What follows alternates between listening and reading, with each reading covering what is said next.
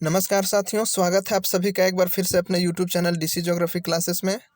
यदि चैनल पर नए हैं तो चैनल को सब्सक्राइब कर लीजिए और बेल आइकन को प्रेस कर लीजिए ताकि हर नई वीडियो की नोटिफिकेशन आप तक आसानी से पहुंचती रहे। तो चलिए आज के सेशन की शुरुआत करते हैं। और हम लोगों ने अभी झारखंड का जो ड्रेनेज पैटर्न है उसकी चर्चा कर रहे थे। तो उसी क्रम में हम लोगों ने पिछले क्लास में झारखंड की नदियों में देखा था कि उत्तरवर्ती नदियाँ कौन कौन सी है और कहाँ से उद्गम है इसका, कौन सी सहायक नदी है, कहाँ कौन सी नदी की मुहाना है, इन सारी चीज़ों को हम लोगों ने देख लिया था। आज हम लोग बात करने वाले हैं दक्षिणवर्ती नदियाँ या पूर्ववर्ती नदियाँ।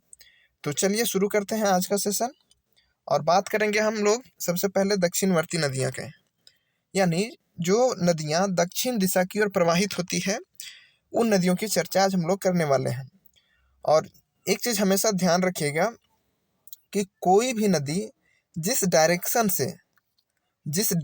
की तरफ बह रही होती है, फ्लो कर रही होती है, उन नदियों को उन्हीं के नाम से जाना जाता है। सपोज अगर कोई नदी पूरब की तरफ प्रवाहित कर रही है तो पूरबवर्ती, उत्तर की तरफ प्रवाहित कर रही है तो उत्तरवर्ती, पश्चिम की तरफ प्रवाहित कर रही है तो पश्चिमवर्ती, दक्षिण की तरफ प्रवाहित कर रही है तो दक्षिणवर्ती।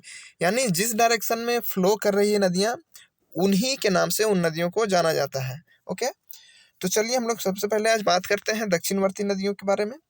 तो दक्षिणवर्ती नदियाँ उन नदियों को कहा जाता है जो पठार के दक्षिणी भाग से लेकर पूरब या दक्षिण की ओर बहती है।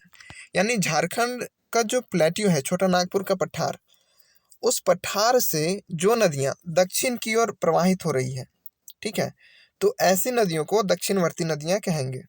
जैसे दामोदर नदी है, स्वर्ण रेखा नदी है, बराकर नदी है, दक्षिणी कोयल नदी है, शंख नदी है, अजय नदी है, मयूराक्षी है, ब्राह्मणी है, गुमानी है तथा बांसलोई नदी है। ये सारी नदियाँ दक्षिणवर्ती नदियाँ हैं। तो आज हम लोग इन सारी नदियों को एक एक करके देखेंगे और समझने की कोशिश करेंगे कि कौन सी नदी किस मतलब कौन से जगह से उद्गम हो रहा है, ओरिजिन हो रही है, और कहाँ जाकर उसका मुहाना है। तो इन सारी नदियों को आज हम लोग एक एक करके देखने वाले हैं। तो सबसे पहले हम लोग बात करेंगे दामोदर नदी की, ठीक है। अगर हम दामोदर नदी की बात करें तो इसका जो ओरिजिन है, उद्गम है, ये छोटा नागपुर का पठार है। मतलब छोटा नागपुर का पठार भी, उसमें भी कहाँ, तो लातेहार का एक टोरी क्षेत्र है। ध्यान रखिएगा, ये काफ़ी इंपॉर्टेंट है, टोरी। ओके, लातेहार का टोरी, दामोदर नदी का उद्गम यहीं से होता है। अब इसकी अगर सहायक नदियों की बात करें तो बराकर इसकी सहायक नदी है, बोकारो है, कोनार है, जमुनिया है और कतरी है। ये नदियाँ इनकी सहायक नदियाँ। इसमें से सबसे जो इम्पोर्टेंट है वो है आपका बराकर नदी। यानी जो दामोदर नदी की जो सबसे इम्पोर्टेंट नदी है वो बराकर नदी है जो सहायक है, ठीक है। अगर हम बात करें इसकी मुहाना की, यानी जो दामोदर नदी है इसका जो जल है, पानी है, वो किस नदी में जाकर मिलती है, तो ये जाकर के हुगली नदी में कोलकाता में मिलती है।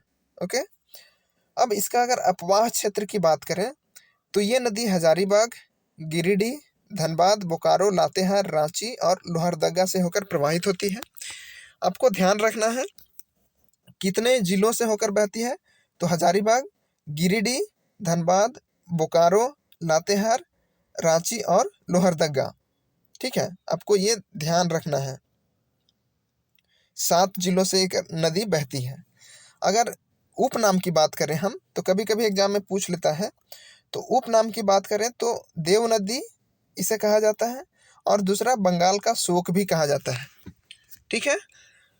दामोदर नदी का उपनाम देव नदी और बंगाल का शोक भी इसे कहा जाता है।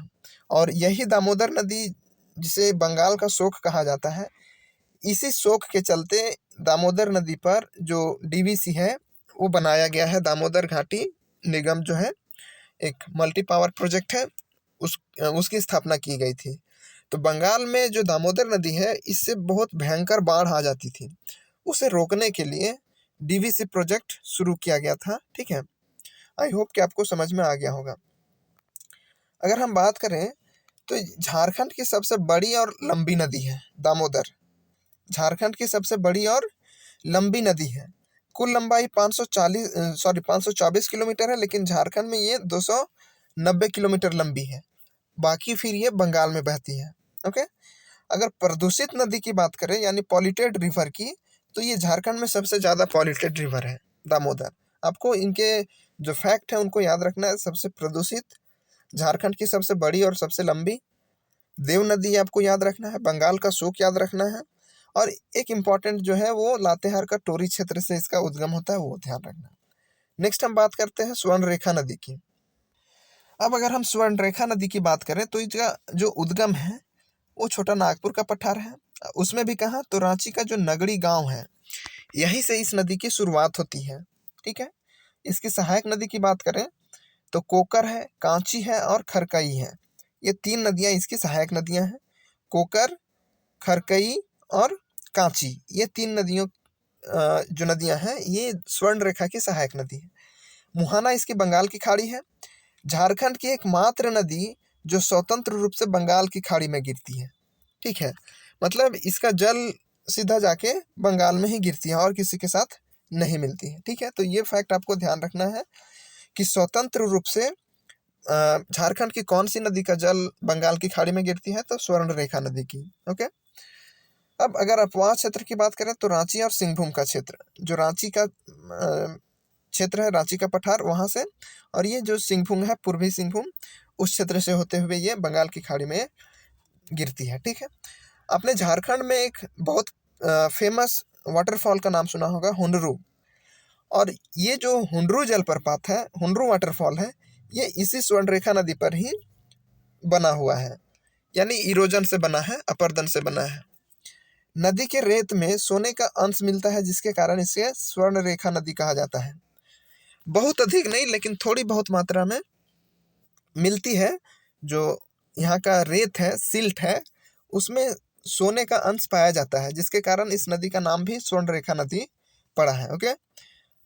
नेक्स्ट हम नदी की बात करें तो वो है बराकर नदी। अब बराकर नदी का जो उद्गम है वो उत्तरी छोटा नागपुर का पठार है। ठीक है। आपको आप देख रहे होंगे, ये आपका छोटा नागपुर का पठार है, ये उत्तरी छोटा नागपुर, ये दक्षिणी छोटा नागपुर। तो उत्तरी छोटा नागपुर के पठार से ही बराकर नदी निकलती है। ओके। और मुहाना ये दामोदर नदी में जाके मिल जाती है। अब यहाँ से देखिएगा कि ये जो पॉइंट दिया हुआ है, यही पॉइंट है उत्तरी छोटा नागपुर का क्षेत्र, जहाँ से बराकर नदी निकलती है। और आगे जब ये नदी जो दामोदर नदी है उसमें आके ये मिल जाती है। ओके। तो ये आपको ध्यान रखना है। अपवाह क्षेत्र की बात करें, यानी ये जो नदी है किस किस जिले से बहती है, तो हजारीबाग, गिरिडीह और धनबाद से होकर ये बहती है, आपको ध्यान रखना है। नेक्स्ट नदी की बात करते हैं, दक्षिणी कोयल नदी। तो इसका जो उद्गम है वो छोटा नागपुर का पठार है। ठीक है। छोटा नागपुर के पठार से ये नदी ऑरिजिनेट होती है। इसकी सहायक नदी कारो है, इसकी एक सहायक नदी है कारो। ठीक है। अगर मुहाना की बात करें तो ये शंख नदी में जाके मिल जाती है। ठीक है। ये शंख नदी में जाके मिल जाती है। अपवाह क्षेत्र की बात करें तो लोहरदगा, गुमला, पश्चिमी सिंहभूम और रांची। ठीक है। तो वहाँ से ये नदी बहती है। नेक्स्ट हम बात करते हैं शंख नदी की। अब उद्गम इसका चैनपुर है प्रखंड, जो कि गुमला है। ठीक है, गुमला में पड़ता है। आई होप कि आपको ये मैप आपको विजिबल होगा। और शंख नदी ये है। ठीक है। ये थोड़ा सा टाइप करने में ये इधर उधर चला गया है। शंख नदी आपको ये है, और ये शंख नदी निकल कर ये फिर जाके दक्षिणी कोयल में जाके मिल जाती है आगे। ओके। आई होप कि आपको क्लियर होगा। इसका अपवाह क्षेत्र है वो गुमला में है। गुमला से ये नदी निकल कर जाके आगे दक्षिणी कोयल में मिल जाती है। नेक्स्ट हम बात करें अजय नदी की। ठीक है। अब अजय नदी की हम बात करें तो ये जो नदी है इसका जो ओरिजिनेट होता है वो मुंगेर, बिहार से होता है। अजय नदी आपको दिख रहा होगा, ये है। और इसकी सहायक नदी की बात करें तो पिथौरा और जयंती, इसकी 2 सहायक नदियां हैं। ठीक है, अजय नदी की। अगर मुहाना की बात करें तो भागीरथी नदी। ओके। अपवाह क्षेत्र की बात करें तो देवघर और दुमका, देवघर और दुमका से होकर ये नदी बहती है। पिथौरा और जयंती इसकी सहायक नदी है। मुंगेर से ये उद्गम होती है और देवघर और दुमका से बहती है। आई होप कि आपको क्लियर होगा। नेक्स्ट हम बात करते हैं मयूराक्षी नदी की, ठीक है, जिसे मोर नदी भी कहा जाता है। तो उद्गम इसका त्रिकुट पहाड़ जो देवघर में है, वहाँ से ये नदी उद्गम होती है, ठीक है, आपको दिख रहा होगा यहाँ त्रिकुट पहाड़ से। और इसकी जो सहायक नदी है वो घोवाई है, टिपरा है, पुसरो है, भामरी है, मुनबिल है, सिंध है और दौना है। मुहाना गंगा नदी पश्चिम बंगाल में, ये नदी आगे जाके, ये जो गंगा इधर से आती है तो इसमें जाके ये मिल जाती है, ठीक है, मयूराक्षी नदी। अगर अपवाह क्षेत्र की बात करें तो दुमका है, साहेबगंज है, देवघर है और गोड्डा है। दुमका, साहेबगंज, देवघर और गोड्डा है, ये तीनों जिलों से होकर बहती है। और एक काफ़ी इम्पोर्टेंट है कि झारखंड की एकमात्र नौगम्य नदी है। नौगम्य मतलब क्या होता है कि ऐसी नदी जिसमें हम लोग आसानी से नाव चला सकते हैं, वैसी नदी को नौगम्य नदी कहते हैं, नेविगेबल रिवर। ओके, नेक्स्ट हम बात करते हैं ब्राह्मणी नदी की। अगर उद्गम की बात करें तो दुधवा पहाड़ी जो कि दुमका में है, ठीक है, और सहायक नदी की बात करें तो गुमरो और एरो। ओके, अब एक चीज़ और ध्यान रखें कि ये जो दुधवा पहाड़ी है, एक दुधवा नेशनल पार्क भी है जो कि उत्तर प्रदेश में है, तो उससे आप कंफ्यूज नहीं होइएगा। ये दुमका में है एक पहाड़ी जिसका नाम है दुधवा पहाड़ी, और वहीं से ब्राह्मणी नदी का उद्गम होता है। ओके, सहायक नदी गुमरो और एरो है। मुहाना गंगा नदी पश्चिम बंगाल में, ये जाके पश्चिम बंगाल में गंगा नदी से मिल जाती है, तो ये ब्राह्मणी नदी है। और नेक्स्ट नदी की बात करते हैं गुमानी, ठीक है, तो उद्गम राजमहल की पहाड़ियों से। जो गुमानी नदी है इसका उद्गम राजमहल की पहाड़ी से होता है, जो साहेबगंज वाला क्षेत्र है, गोड्डा, साहेबगंज, देवघर के आसपास का जो क्षेत्र है। अगर इसकी सहायक नदी की बात करें तो मेरेल है। और मुहाना गंगा नदी पश्चिम बंगाल, ये भी नदी जाके गंगा नदी में मिल जाती है, देख पा रहे होंगे आप मैप में, ये गंगा नदी में मिल जाती है गुमानी नदी पश्चिम बंगाल में। ओके, तो नेक्स्ट नदी की हम बात करें बांसलोई नदी। अब बांसलोई नदी का जो उद्गम होता है ये बांस पहाड़ जो कि गोड्डा में है।